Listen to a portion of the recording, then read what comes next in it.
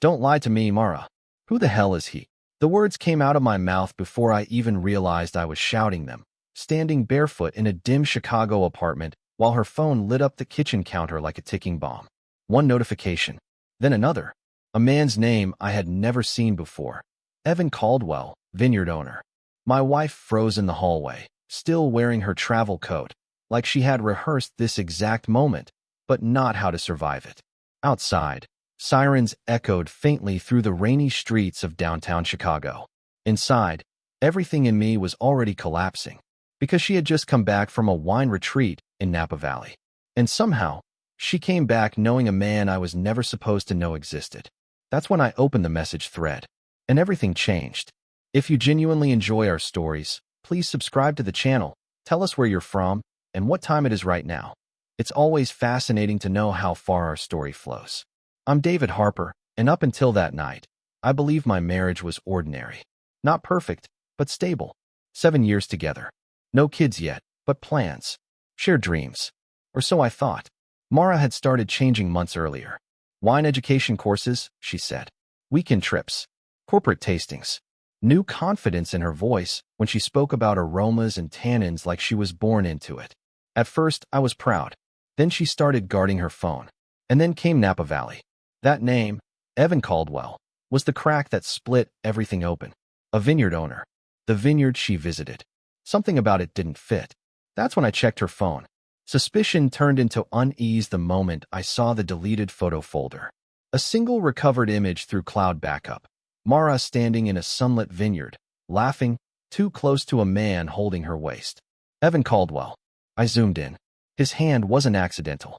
Neither was her smile. My stomach dropped. But I still told myself there had to be an explanation. That's when the first message came through. Can't wait for you to come back. The cellar felt empty without you. I didn't breathe for 5 seconds. Because that wasn't business language. That was intimacy. Denial is a strange thing. It makes you slow. Careful. Stupid. When Mara walked in, I didn't accuse her right away. I studied her face instead. She kissed my cheek like nothing was wrong. I learned so much, she said casually. Evan is brilliant with wine science. Wine science? I almost laughed. Instead, I asked her one question. Did you stay at his vineyard? She didn't hesitate. Of course. It's part of the program. Lies come easiest to people who've rehearsed them. That night, I waited until she fell asleep. Then I went back into her messages. And I found everything. Late-night calls. Private dinners. A tasting session that lasted until 2 a.m. And one final message from him.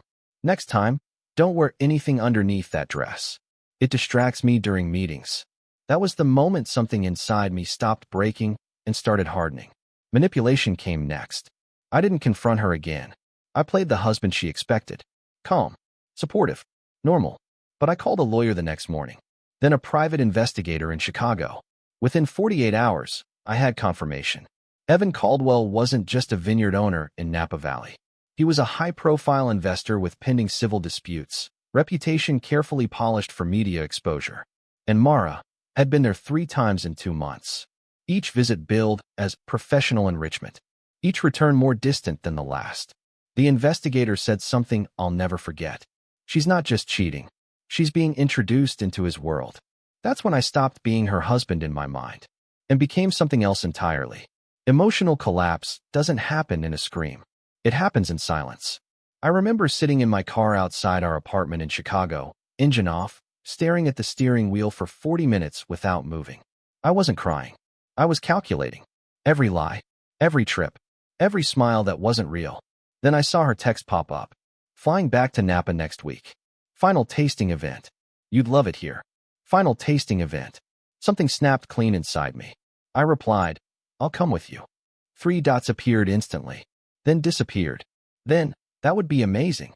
She didn't even hesitate. Because she thought I was still blind. Strategic planning became my new life. I worked with the lawyer, the investigator, even a forensic data analyst who recovered deleted files from her cloud backups.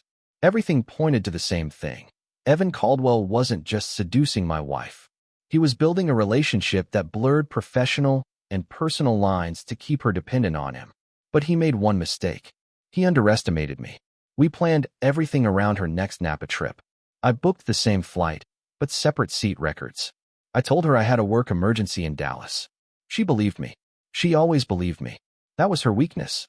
The trap began the moment we landed in California. Mara went straight to Evan's Vineyard. I followed 20 minutes later. The estate was exactly what you'd expect. Golden hills, polished glass tasting rooms, luxury cars parked like trophies. I didn't walk in immediately. I waited outside, watching through the glass walls.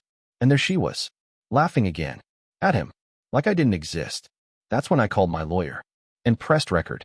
Public exposure doesn't need violence. It needs timing. I walked into the tasting room during a corporate event. Investors, staff, guests, cameras. Evan saw me first. Confusion, then arrogance. Mara turned slowly, and her face went white. I didn't shout. I didn't rush. I simply placed my phone on the table and pressed play. Her voice filled the room. His messages followed. The hotel bookings, the vineyard footage, the private calls, every lie, exposed in real time. Silence spread like fire. Evan tried to speak. This is private. No, I interrupted quietly. This is documented. Mara's hand shook. David, please. But I wasn't looking at her anymore.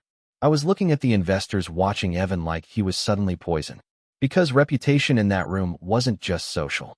It was financial. And I had just erased his. The aftermath was cold. Efficient. Legal teams moved faster than emotions. Contracts reviewed. Partnerships frozen.